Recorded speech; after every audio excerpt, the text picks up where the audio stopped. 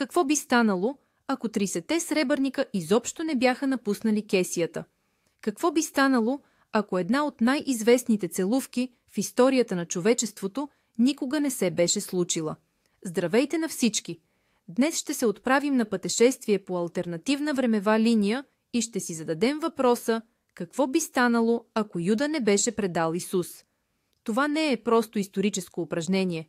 Това е опит да разберем как едно единствено решение би могло да промени света до неузнаваемост. Пригответе се, защото финалът на тази история може наистина да ви изненада. За начало, нека набързо си припомним какво се е случило. Йерусалим, празникът Пасха. Напрежението виси във въздуха. Римските власти се опасяват от бунт. Юдейските първосвещеници виждат в Исус заплаха за своя авторитет. Исус знае, че дните му са преброени. И в центъра на всичко това Юда Искариот, един от 12-те най-близки ученици, който се съгласява да предаде своя учител на властите. Това е отправната точка на нашата история.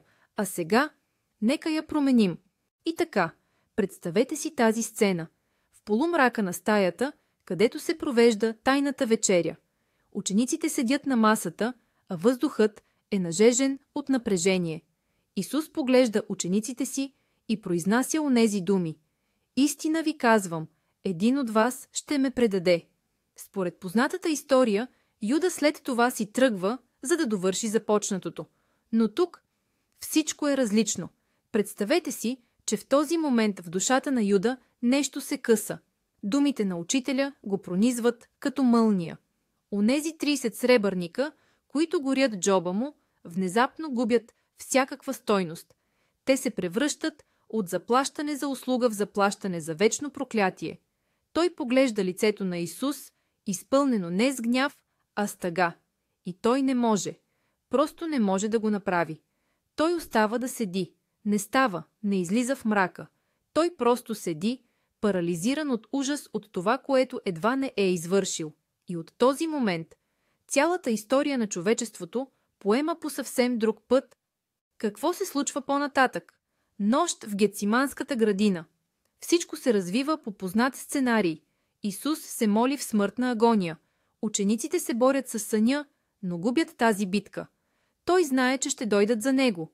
Той чака. Готов е. Вижда всяка сянка сред маслиновите дръвчета и очаква всеки момент от нея да изникнат войници с факли. Но сенките си остават просто сенки. Минутите се превръщат в часове. Никой не идва. Храмовата стража и римските войници, които е трябвало да извършат ареста тихо, под прикритието на нощта, така и не дочакват своя водач. Юда не се появява. А това означава, че прочутата целувка, която е трябвало да посочи Исус в мрака, просто не се случва. Тя е изличена от историята. Нощта преминава в потискаща, напрегната тишина. Очакваната буря така и не настъпва. И когато първите лъчи на слънцето докосват Йерусалим, Исус и учениците му все още са в градината, свободни, но в пълно недоумение. Настъпва утрото, но то не носи облегчение, а само куп въпроси. Събудили се, учениците виждат, че Исус е в безопасност. Нощната паника отстъпва място на недоумение. Петър, който само вчера беше готов да се хвърли в битка с меч, сега гледа объркан своя учител. Те са свободни, но какво означава това? Защо не са дошли за тях? Във въздуха виси неизреченият въпрос. Какво следва? Междувременно, в разкошните зали на храма кипи ярост. Планът на първосвещениците Анна и Каяфа се провали с гръм и трясък. Юда не се появи. Техният информатор ги провали. Планът да хванат бунтовника тайно през нощта, без свидетели и излишен шум, се превърна в нищо. Елементът на изненадата е загубен. Сега, за да арестуват Исус, ще трябва да поемат огромен риск. Следващият им ход трябва да бъде направен пред очите на целия Йерусалим, преливащ от поклонници. И така, първосвещениците се оказаха в задънена улица. Да арестуват Исус през деня е все едно да запалят купа сено посред барутен склад. Градът е наводнен с хиляди негови поддръжници и просто съчувстващи. Всеки опит за открит арест особено по време на свещения празник Пасха, би бил възприет като пряко оскърбление и би провокирал масови безредици. Тълпата, която още вчера му викаше «Осанна», лесно би могла да застане в негова защита. А бунт в Юдея, това е последното нещо, което биха искали както самите първосвещеници, така и още повече римският управител Понтий Пилат. За Рим всеки народен метеж е като червена кърпа за бик. Пилат, известен със своята жестокост, би потушил такова въстание в кръв, без да се интересува кой е прав и кой е виновен. Първосвещениците прекрасно разбираха това. Рискът беше твърде голям. Те изпуснаха своя единствен шанс за тиха и бърза операция и Исус и учениците му също разбират, че опасността не е отминала. Тя просто е променила формата си. Знаят, че първосвещениците няма да ги оставят на мира. Сега и Исус е официално издирван човек. Да остане в Йерусалим, в епицентъра на властта на враговете му, става смъртоносно опасно. Най-разумното решение би било да изчезнат, да напуснат града, да се слеят със селските райони на Юдея или Галилея, където е имал множество последователи и където би било много по-трудно да го намерят. Неговото служение не спира, но коренно променя формата си. От публичен проповедник той се превръща в лидер на нелегално движение. Той и апостолите му вече са бегълци. Те се придвижват от село на село, проповядват тайно, криейки се от властите. Животът им се превръща в постоянна игра на котка и мишка с храмовата стража и римските шпиони. Такъв живот в нелегалност, в постоянна опасност, нямало как да не повлияе на самото учение на Исус. Акцентите в неговите проповеди се изместват. Вместо разговори за предстоящата жертва, за смъртта и възкресението, които вече просто не са актуални, на преден план излизат други теми. Той все повече говори за Божието царство, тук, на земята. Неговите думи стават по-остри, по-политизирани. Той изобличава корупцията на властта, несправедливостта на римското управление, лицемерието на първосвещениците. Учението му за любовта и милосърдието не изчезва, но придобива остро социално звучене. Това се превръща в послание на надежда за угнетените и в пряко предизвикателство за власт имащите.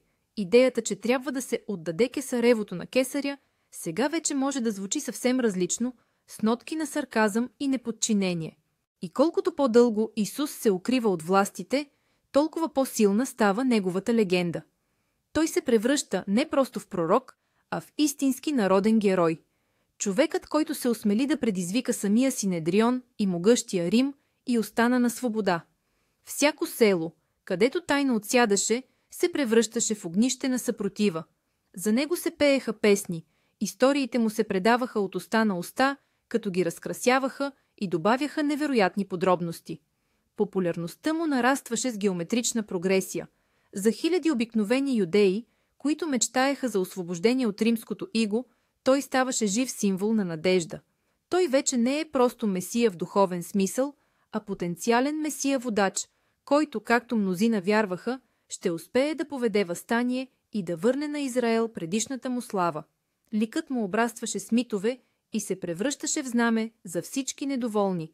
Такъв обрат на събитията нямаше как да остане незабелязан от римляните. За Пилат Понтийски и римската администрация Иисус от неясен религиозен водач се превърна в напълно конкретна политическа заплаха. Едно е да се спори за Мойсеевия закон и храмовите ритуали, това са си вътрешни дела на юдеите. Съвсем друго е, когато някой човек, чието име става символ на неподчинение на Рим, човек, около когото се събират тълпи и който се крие от законните власти. В очите на империята това се нарича просто подбудителство към бунт. А реакцията на Рим към подобни неща винаги е била една и съща – безкомпромисна и безпощадна. Проблемът с Исус престана да бъде главоболие за първосвещениците. Сега това вече беше главоболие за самия император Тиберий и трябваше да се решава вече не с силите на храмовата стража, а с силите на римските легиони. Сега преследването на Исус навлиза в съвсем нова фаза. Това вече не е тайна операция, а мащабна военна кампания. Рим хвърля в издирването му най-добрите си сили. По цяла Юдея и Галилея легионерски отряди претърсват села, разпитват местни жители. За информация за местонахождението на Исус и неговите ученици е обявена огромна награда. Атмосферата в страната се нажежава до краен предел. Всеки, който укрива бегълците, рискува не просто свободата си, а живота на цялото си семейство. Римляните биха действали по познатата си схема – публични бичувания, арести на заложници, а може би дори изгаряне на няколко села за сплашване. Залавянето на Исус се превръща за тях във въпрос на чест и държавна сигурност. Рано или късно, при такава тотална хайка, някой би се пречупил, някой би предал, но това би било вече съвсем друго предателство. Не за 30 сребърника, а от страх за живота си. В подобна обстановка, движението на последователите на Исус също се трансформира. От група ученици, слушащи своя духовен учител, то се превръща в истинска нелегална организация, по-структурирана, по-дисциплинирана, с ясна иерархия. Появяват се свои куриери, тайни убежища и система за предупреждение при опасност. Ученици като пламенния Петър или братята рибари, от обикновени последователи, се превръщат в полеви командири, отговарящи за безопасността на учителя и координацията на действията на място. Тяхна основна задача става оцеляването. Богословските спорове отстъпват място на въпросите на конспирацията. Дейността им вече повече напомня партизанско движение или революционна клетка, отколкото зараждаща се световна религия. Идеалите на Божието царство сега трябваше да бъдат защитавани не само със слово, но и с действие. А сега да поговорим за човека, без когото християнството, такова каквото го познаваме, е просто немислимо. Апостол Павел. Според общоприетата история, Савел от Тарс е бил ревностен гонител на християните, но по пътя за Дамаск му се явил възкръсналият Христос и това видение преобърна целия му живот. Той стана най-великият мисионер, който разпространи новата вяра из цялата Римска империя. Но в нашата алтернативна времева линия Исус не е бил разпънат, той не е възкръснал. А това означава, че никакво чудотворно явление по пътя за Дамаск просто не би могло да се случи. Савел би си останал Савел, ревностен фарисей, който е смятал Исус и последователите му за опасни смутители и еретици. Той би преследвал техните тайни групи със същата ревност. Великият апостол Павел, автор на голяма част от Новия Завет, просто не би съществувал. И така, стигаме до най-същественото, до смисловото ядро на цялата история. Без предателството на Юда нямаше да има арест. Без арест нямаше да има съд от Пилат. А без съд нямаше да има разпятие на Голгота. Това събитие, което е централно за християнската вяра, просто би се изличило от историята. Страстите Христови, мъченията му на кръста, последните му думи, всичко това никога нямаше да се случи.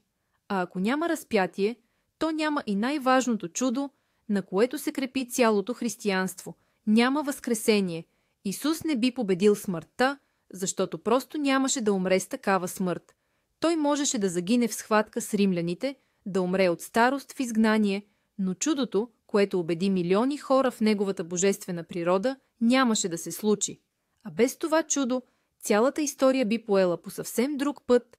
Липсата на възкресението променя не просто едно събитие, тя променя цялата теология, цялата същност на вярата. В християнството спасението на душата е възможно чрез вяра в изкупителната жертва на Христос. Той умря за греховете на човечеството и неговото възкресение дари надежда за вечен живот. Но в нашата нова реалност никаква изкупителна жертва не е имало. На какво тогава да градим вярата си? Концепцията за спасението се променя из основи. Тя се постига не чрез вяра в чудо, а чрез следване на моралното учение на Исус. Праведен живот, помощ за ближния, спазване на заповедите – ето това става най-важното. Вярата се превръща от мистично откровение в етична система, в своеобразен кодекс от правила за добър живот. Тя заприличва повече на философия, например стоицизма, или на друг клон на юдаизма, но не и на световна религия, основана на божествена намеса. Нека се замислим за символите. Символите са изключително важни за всяка идеология или религия. Днес кръстът е най-разпознаваемия символ на планетата.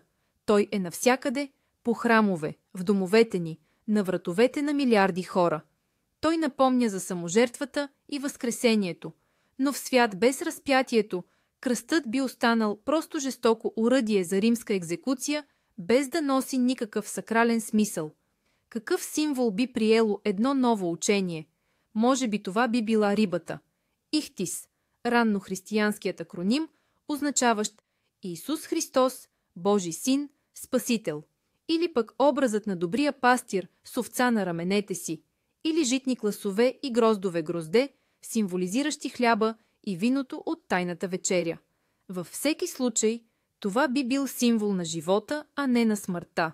И енергетиката на цялата религия би била напълно различна. Как би се разпространило подобно учение по света? Историята за възкръсналия Бог, който е победил смъртта, е била невероятно мощна и притегателна за хората в Римската империя, живеещи в постоянен страх от смъртта и хаоса. Това е било уникално търговско предложение, ако мога така да се изразя. А какво да кажем за историята за мъдър учител-бунтар, който се крие някъде из планините на Юдея? Това, безспорно, е интересна история, но едва ли би могла да завладее умовете на милиони хора от Британия до Персия. Без централно, свръхестествено чудо, учението на Исус най-вероятно би останало локално явление. То би могло да се превърне в влиятелна секта в юдаизма, да просъществува няколко века, но просто не би имало онази взривна сила, за да излезе отвъд границите на Юдея и да се превърне в световна религия. Посланието му би било твърде земно. Нека се пренесем 300 години напред. В нашата история император Константин Велики, преди решаваща битка, вижда в небето знамение, кръст и надпис «Сим победиши». Той побеждава, приема християнството и го превръща в държавна религия на Римската империя, което завинаги променя хода на западната цивилизация. В нашата алтернативна реалност обаче кръстът не е свещен символ, а самата вяра в Исус е по-скоро малобройна юдейска секта, отколкото мощна сила, обхванала цялата империя. Какво знамение би могъл да види Константин? Може би орела на Юпитер или изобщо нищо. Най-вероятно той би останал езичник, почитащ Бога на Слънцето, а това означава, че Римската империя никога не би станала християнска. Тя би продължила своя път като езическа държава, а цялата последваща история на Европа би поела в съвсем различна посока. И нека най-накрая да се върнем към самия Юда. Каква ли щеше да е съдбата му в този свят? В каноничната история, не понесъл огризенията на съвестта си, той връща 30-те сребърника и се самоубива. Името му става синоним на предателство. Но в нашата времева линия той не е извършил съдбовната постъпка. Да, той е бил на ръба. Взел е парите, съгласил се е на сделката, но в последния момент се е отдръпнал. Как би живял с това съзнание? Най-вероятно срамът би го преследвал цял живот, заедно с осъзнаването колко ниско едва не е паднал. Възможно е да е станал най-усърдният и предан ученик, опитвайки се да изкупи дори не постъпката, а самото намерение. Той би останал в историята не като предател, а като човек, който в последния момент е направил правилния избор.